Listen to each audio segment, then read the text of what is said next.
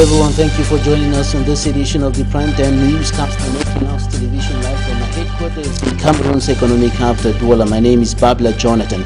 In our top stories in this edition of the news, lawyers of Sisiku, Ayuk, Tabe and the other detained leaders of the cessationist struggle in the northwest and southwest regions of the Republic of Cameroon decry what they consider as a travesty of justice. They were speaking today in Yaoundé after the Center Court of Appeal rejected the appeal filed in after the military court sentenced the detained Anglophone leaders to life imprisonment. We hear one of the lawyers in this newscast, and the Minister of Communication and spokesperson of the Cameroon government, Rene Emmanuel Sadi, says that the coronavirus remains a major preoccupation, a major concern for the Cameroon government. He indicated in a press statement today that government's anti-COVID-19 fight has been effective and yielding fruits.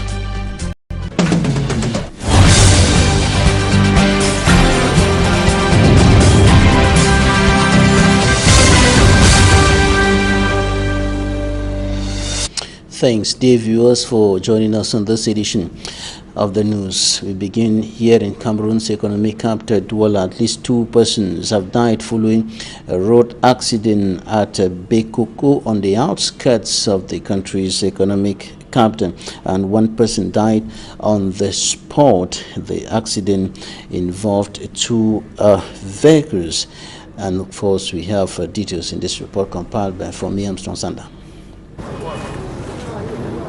The accident, according to witness accounts, resulted from a head-on collision between a heavy-duty truck and an 18-seater bus at Bekoko on the Douala-Kongsamba stretch of the National Road number 6. This camion will come up. Wait, you come inside town. The truck left Douala for the Mungu to load sand, while the bus was driving into town from Lum. A cow left a group of others and came into the middle of the road, and in an attempt to dodge, the truck driver collided with the bus. That's why the accident happened. The accident left 1 person dead and several others critically wounded, according to his account. And now 1 person died for this accident. For 1 person died on the spot, an aging man who died instantly. Others got severely wounded and have been rushed to the hospital. Please, people in wound, they get wounded seriously. They can't rest, they go to hospital. While others blame it on the phenomenon of transporting large herds of cattle in major highways in Cameroon. Yes, the cattle should be blamed for the accident. They were allowed to move around without control. Others blame it on overspeeding. They are not drivers. They are drug addicts. They drive recklessly. We should have burnt his vehicle. It is a common thing to find travelers and herds of cattle disputing space within major highways and urban peripheries in Cameroon. The Center Court of Appeal upholds the life jail term slammed on Sisiku, Ayuk, Tabe and other leaders of the cessationist struggle in the northwest and southwest regions of the Republic of Cameroon by the military court in the nation's capital, Yaoundé. Today, that verdict came in what has been described as a speedy court session, which lasted less than 10 minutes. The lawyers of the detained Anglophone leaders have decried what they consider as a travesty of justice. Take a listen to Barrister Fru Joseph. Here that this panel came in with their homework cut out for them. First, we cannot reconcile the fact that they came in a few minutes. In a few minutes, they said they were going to adjourn all the cases on the course list because they had been transferred. That means a recusal. They had recused themselves. And then they just turned around in less than 10 minutes. After they had adjourned about 15 cases, they just turned around and called our clients, suspended the session, came back and gave a judgment. The second thing is that it is unheard of anywhere in the jurisprudence of the world that represented people, appellants who were in court with their counsel present, could not be heard. The former bâtonnier stood up to intervene. He was hushed down. The lead counsel Barrister Young stood up to intervene, he was hushed. Two other councils stood up to intervene, and they were cut off. So this was a master plan. They had their work cut out for them, and they needed to do this today, and they did it. It's unconscionable that people who have been condemned for life, they are in prison. They were required for this appeal to put down 5 million francs. 5 million francs that they had to come up with within 10 days.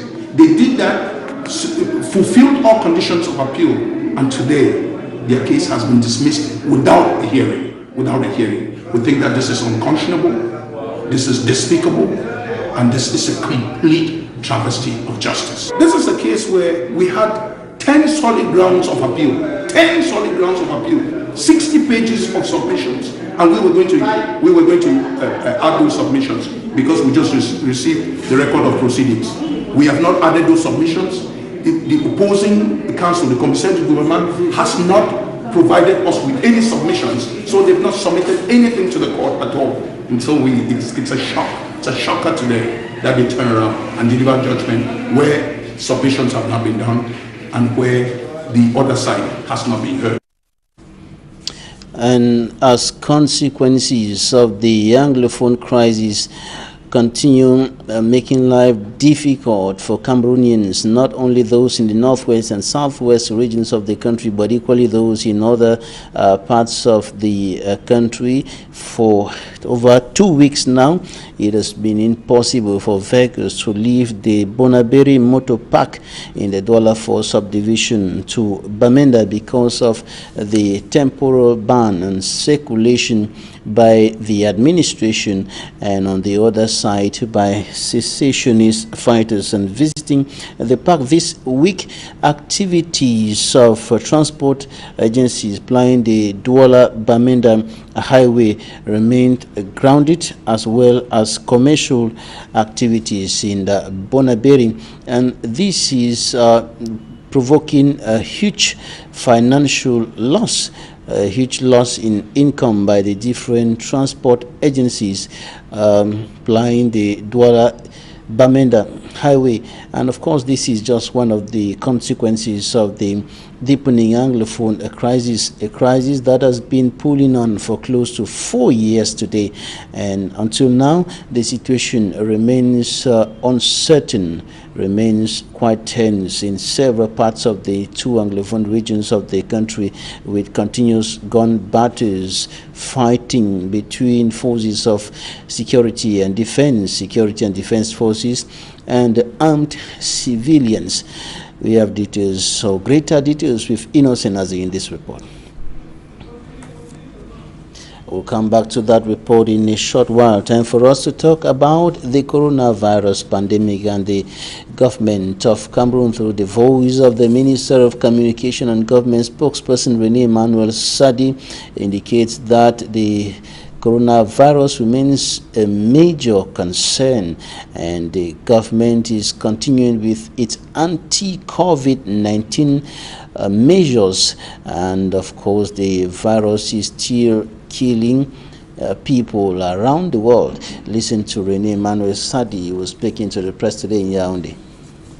In accordance with the very high directives of the President of the Republic, His Excellency Paul Biya, echoed by the Prime Minister, Head of Government, His Excellency Joseph John Gute, relating to the intensification of actions to sensitize the people and to engage the various actors in the response chain against the coronavirus pandemic in Cameroon, we deemed it necessary to invite you to this joint press conference at a time when the COVID-19 pandemic continues to claim lives throughout the world.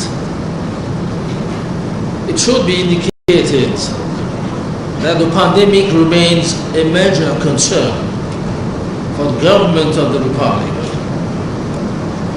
Needless to remind that the coronavirus is still present in our country. Allow me to thank you all for responding to my invitation to take part in this important meeting, which should enable all of you to be sufficiently enlightened on government's strategy to fight against the coronavirus, and particularly with the various actions undertaken whose results recorded by our country since March 2020 are in general terms considered satisfactory.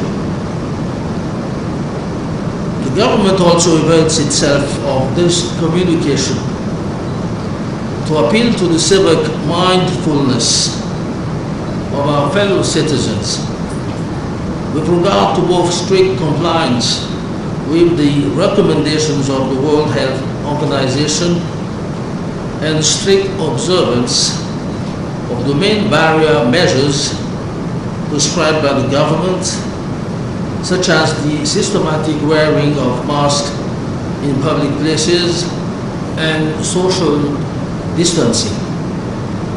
Communication Minister Issa Chiruma, or rather Rene Emmanuel Sadi, speaking there, and he said that coronavirus is still present in Cameroon, and this is why public authorities have continued urging Cameroonians and all other persons living on the Cameroonian territory to continue respecting the anti-COVID-19 measures and the sanitation rules of the World Health Organization. Rene Emmanuel Sadi also said that the anti-COVID-19 strategy of the government is effective and has been yielding considerable fruits. Take a listen. Like in most countries in the world, Cameroon has for a couple of months now been facing the coronavirus pandemic. The national response strategy prescribed by the head of state has enabled our country to effectively respond, at least up till now, to the health and socio-economic setbacks resulting from this serious public health issue. Indeed, it is worth recalling that since the breakout of the COVID-19 pandemic in Cameroon, when the first cases were detected between March 16 and 7, 2020, the government put in place a set of barrier measures to protect the population from contamination and from the spread of this pandemic. In this Rene Emmanuel Sadi, Cameroon's Minister of Communication and Government spokesperson. Now we take you to the Bonaberi Motor Park in the Douala 4 subdivision, and Innocent Aze is going to be looking at the impact of the Anglophone crisis on transport activities in that part of the country's economic capital, and of course the consequences on the income of the transport companies and other persons doing business in and around the motor park. His report.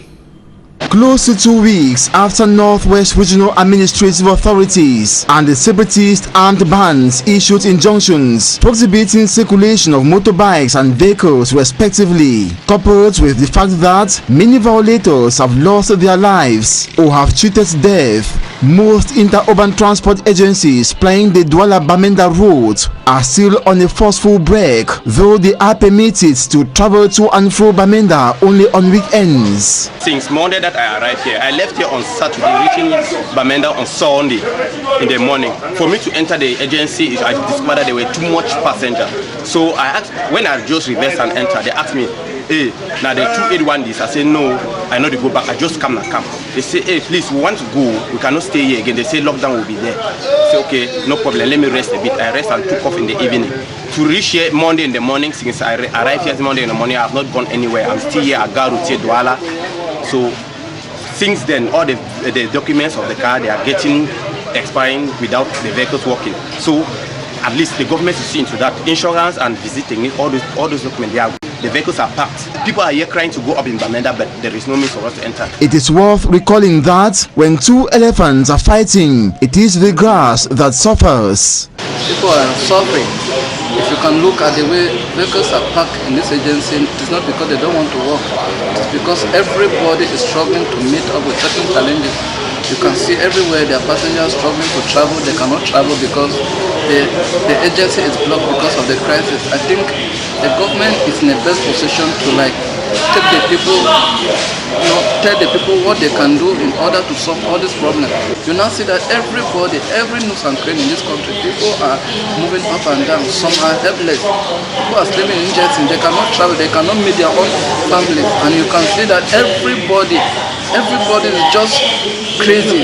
Nobody knows what he or she is doing, even right up to the government in question. At the Bonaberry Motor Park, not only the inter-regional transporters are adversely impacted, also taxi drivers and commercial motorbike riders who are often present to pick up passengers to their various destinations as well as to the motor park.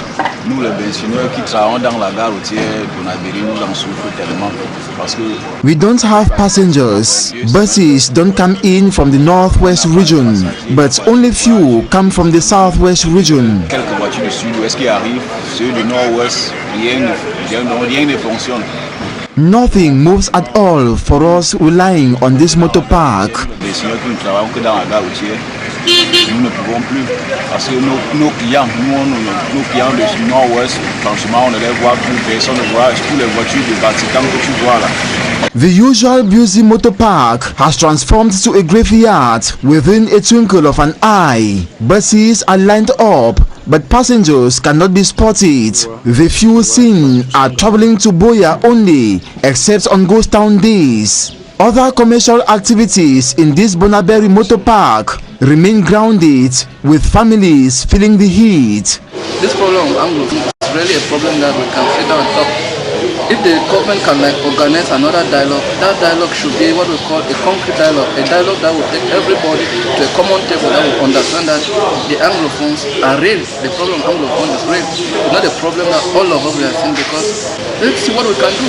I think that dialogue should be something that will take Cameroonians to a common ground, that will take everybody to understand that it is not good to give birth to a child and give a wrong name to that child. Recently, over 10 US senators called on the government of Cameroon to initiate a truly genuine dialogue with aids of the international community to end the Anglophone crisis, which keeps claiming lives and tormenting citizens in the northwest and southwest regions in particular.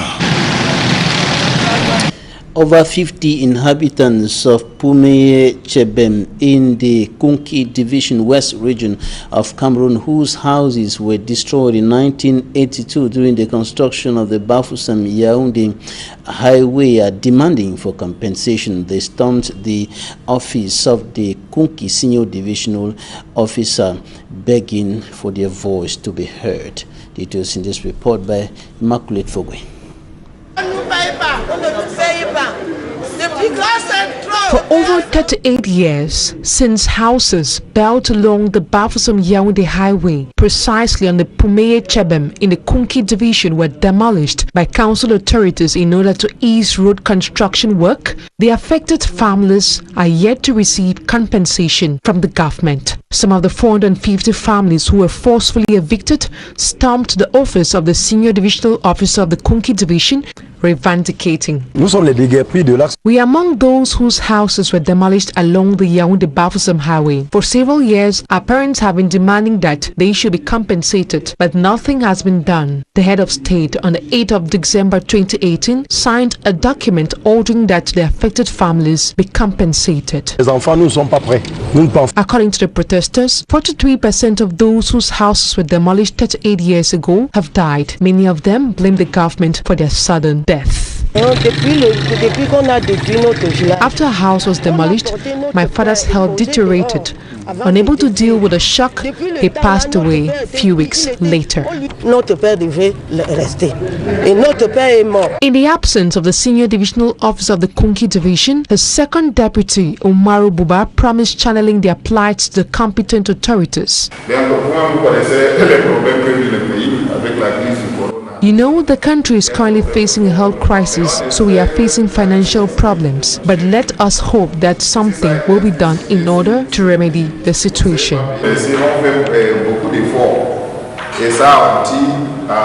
The losses incurred as a result of the demolition process that took place 38 years ago is estimated at 1.7 billion CFA francs. The government is once more recalled of their promise through this protest action.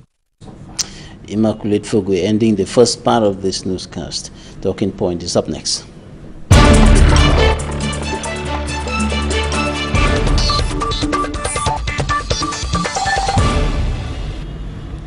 Thanks for staying with us in Talking Points. Today we are receiving a journalist from the northwest region of the Republic of Cameroon. Jato Richard works with Radio Hot Cocoa, and he's the public relations officer of the Cameroon English-Speaking Journalists Association. You're welcome, Jato. Thank you, Babila. Good evening to you, and good evening to viewers of your beautiful TV station, Equinoxe. Today we're going to be looking at the humanitarian situation in the northwest and southwest regions of the country. Today we are zooming in on the situation in the northwest region of the country. Jato, you are coming from the northwest region. You are a newsman, and you have been nosing news around the northwest region of the country. What is the situation as far as the sufferings of the population who are caught in the situation that is the Anglophone crisis, the armed conflict in the northwest region? Well, Babila, I think it's first of all important to actually say it's sad. It's very sad. When you talk about the humanitarian challenges the population is going through, it's multifaceted. You know, the health component is even the most devastating. You know, the Northwest has been a region with one of those, renowned hospitals, like the mission hospitals that have often offer very quality health services to her population without undermining, you know, the efforts of government hospitals. And a lot of patients who benefited from the services of these mission hospitals, first of all, had it at a price that was affordable. And you know, health is not just the drugs you give, but it's also the psychological component of, you know, assistance to those who are sick. So many are not able to access hospitals because of the ongoing crisis. Many of the nurses and even medical doctors of some of these renowned hospitals are no longer in the Northwest region. Even when they are called upon, you know, to come and serve, they are not ready. The specialists, there are a lot of children who are delivered with, deformed structures, like deformed legs and hands, who benefited from services from hospitals. They can't go to those hospitals. Experts used to come from abroad to give them quality, you know, health and assist them even without any finances. All those category of children. I don't want to talk about various vaccinations and the need to visiting clinics by pregnant women. Most of these people are really battered. Then when there are shutdowns, as is currently on in the Northwest region, or particular, because when you talk of the Northwest region, you can't undermine the impact of the nerve of the region, which is Bamenda. once Bamenda is not functioning, administrative headquarters, it paralyzes, every other thing. So, in your report just a few minutes ago, you were talking about buses that can't move. There are a lot of parents, children, sick people who want to travel and go beyond to Momo, there is Acha, and all those hospitals, they can't move. So most of them are stressed up.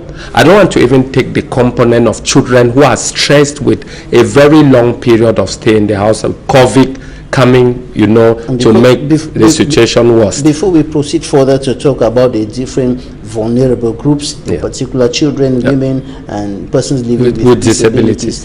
Some of those children, which you indicated earlier, that they were born with malformations, they were born with complications.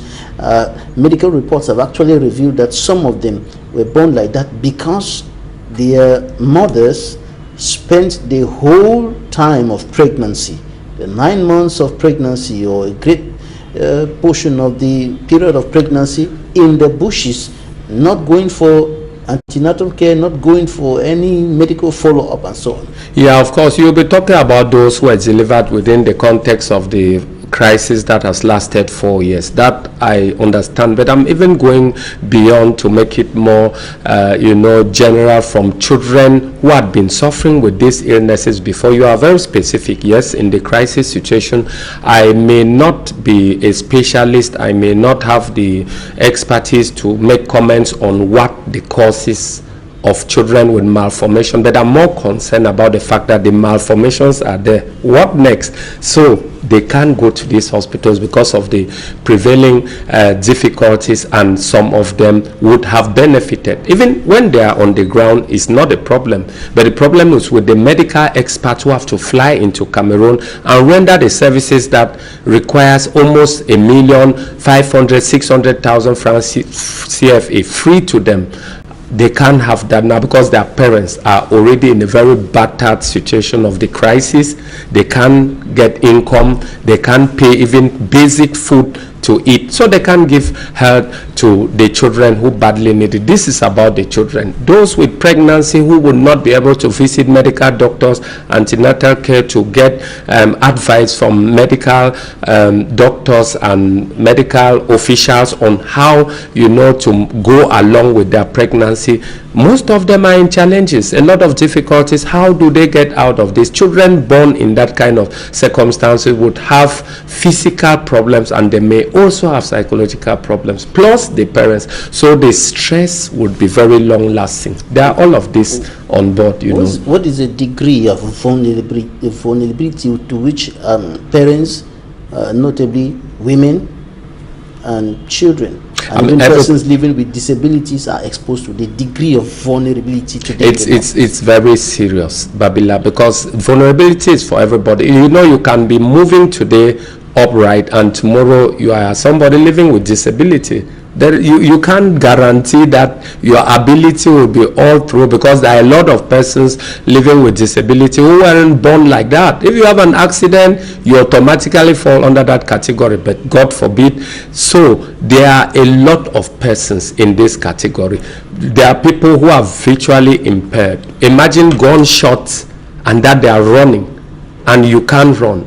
People just run to different directions. You can even be running to a direction that is not supposed to be, that you are going to an opposite direction when others are going the other, because nobody is there to guide you. Then somebody who has handicap, who can't move, somebody who can't move, the person needs to be pushed maybe in a wheelchair and all the like. Just imagine such a situation. Or you are, for example, you can't hear, you can't talk. Somebody who is deaf and maybe dumb, if I'm not using the right words as it's supposed to be. Right. Such a person, you don't hear the sounds of guns, and maybe others, people, they order you.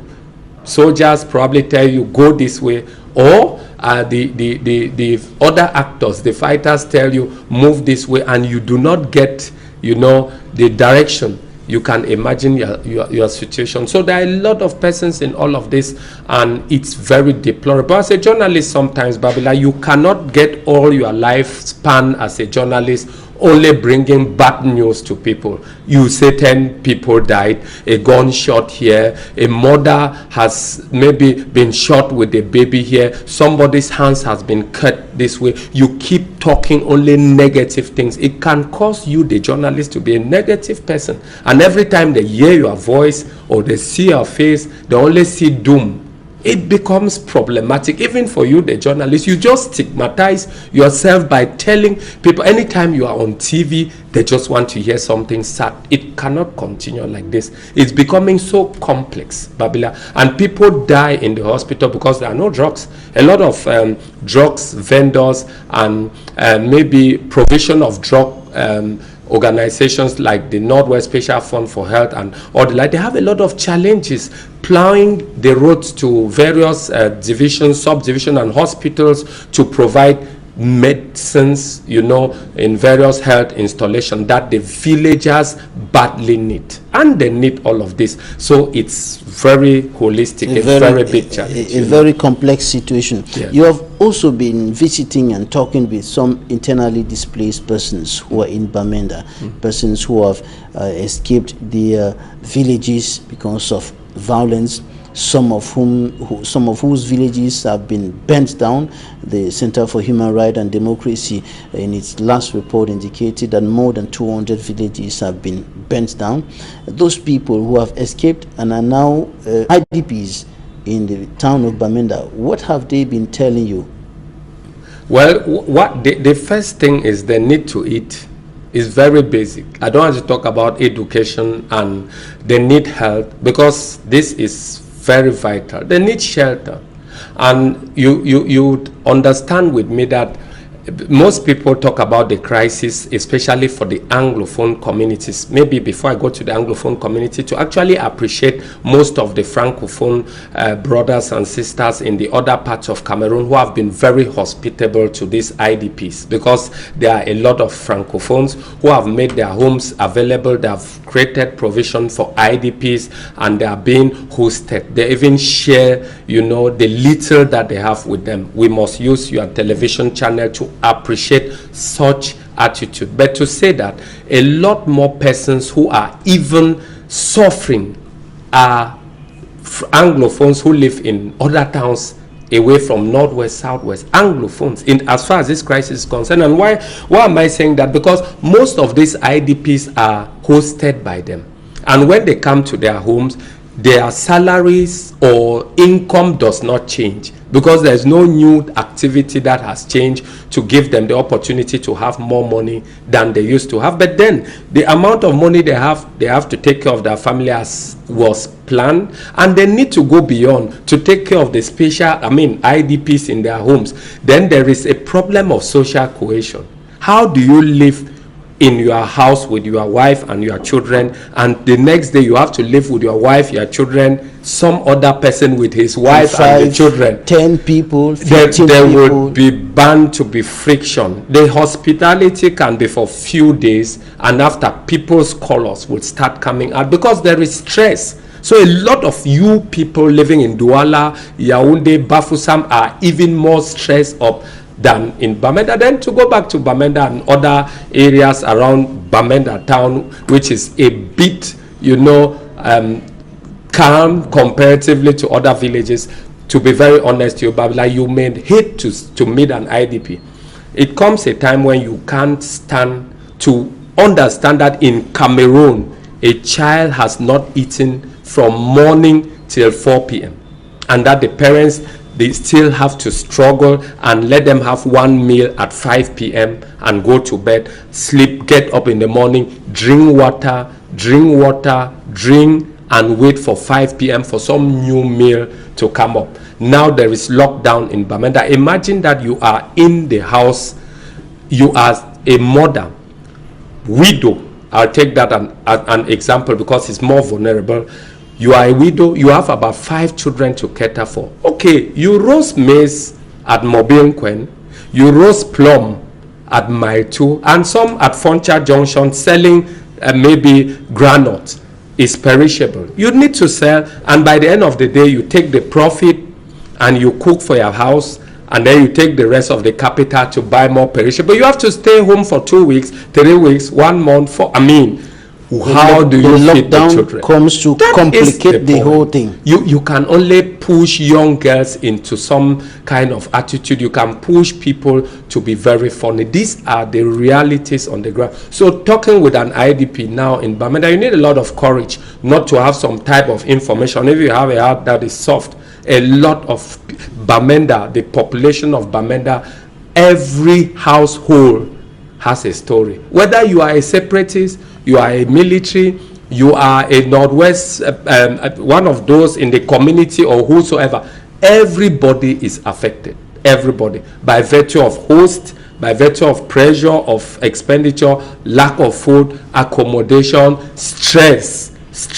So I wonder how much of work that can be efficient, that people will do with all the stress that is on the population. It's very complex. And with all these sufferings which you are describing, the United Nations Development Program is coming with the 3-year recovery plan, which is within the framework of the presidential plan of reconstruction and development of the northwest and southwest regions of the country. But many seem not to agree with this project.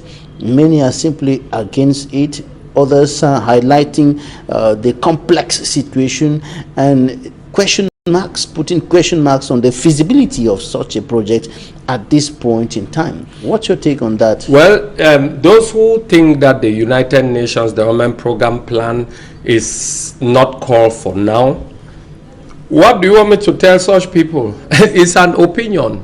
Everybody has an opinion depending from what perspective you are seeing the crisis and what in future you seeing as far as the crisis is concerned. Everybody has a perspective. But if I were to make a statement on the United Nations Development Program's plan, I think the first thing I will tell you, Babila, is that the United Nations is multifaceted in her organs. You have the United Nations Development Program, you have the United Nations High Commissioner for Refugee, you have the Food and Agriculture Organization, the World Health Organization, UNESCO, UNICEF, different arms with very different missions. But I think the mission where Northwesterners and Southwesterners or Anglophones are more concerned with is the Security Council of the United Nations that has probably the mandate to a political solution to the problems in the Northwest, Southwest. But when the United Nations Development Program, which is an arm of the UN, comes up with such a plan of action with regards to their dream for social cohesion, economic recovery while the crisis is on, I can't make any statement on that because I don't have an option. A child who has been displaced with the mother, they need shelter. People need to go to the hospital. Children, while the war is on, need education. All of that. So if I were to say no to the plan, I don't have the powers to say that, you know so well. I would have loved to say no and probably give a solution to those children who are all without education. Children need vaccination, they need health, people need to keep moving. When a road is bad, a bridge is bad, and maybe they need to do a new bridge, it can be very difficult to block traffic and construct the bridge for the next 5, 6, 8 months that people do not move. So probably that is where the UN is, looking at the fact that there should be some economic recovery. But I think the population, those who are for a political solution to this problem before construction, you can't waive what they are saying. It's important because they are seeing that all what you are going to destroy, has been destroyed, that requires construction, may be subjected to that destruction again after construction. That is why on a lighter mode, I think it is important for all the UN arms to holistically solve the problem by sitting together. Yes, we want to construct. You, UNICEF, they want children to go to school. United Nations Educational, Scientific and Cultural Association want to restitute the tradition, the cultural identity of the people. All of these organs can sit together as a whole and come out with a policy that will be acceptable and favorable, you know, to the plans that each of the organ has for the Northwest, Southwest. Because what you and I want is that people should smile again tomorrow and have a peaceful community. It's important. Right. It should be indicated that the United Nations Development Program says that it's going to assess the situation on the ground, the needs of the people affected or the victims, and provide material and a little financial package for themselves to do the reconstruction as far as homes and other minor issues are concerned. For roads, that is yet to be decided whether it's going to be done by which company, the military engineering unit, and so on. But all is that the United Nations Development Program and the government are looking forward to the execution of this project on the ground, beginning from what is qualified as blue zones, areas where the tension has reduced. Jato, yes. Yes, obviously, as you have rightly said, I think it's important for all the actors to be looking at, you know, communicating, because both the fighting parties should now ask themselves, if I were on the other side, and they should also look on the ground and see the challenges that the people are going through and come up with something which is quick. I think so. All right. Jato Richard, journalist with Radio Hot Cocoa in Bamenda, and PRO, Public Relations Officer of the Cameroon English-Speaking Journalists Association. Thanks for joining us today. It's me to say thank you. Thanks, dear viewers, for staying with us. Goodbye.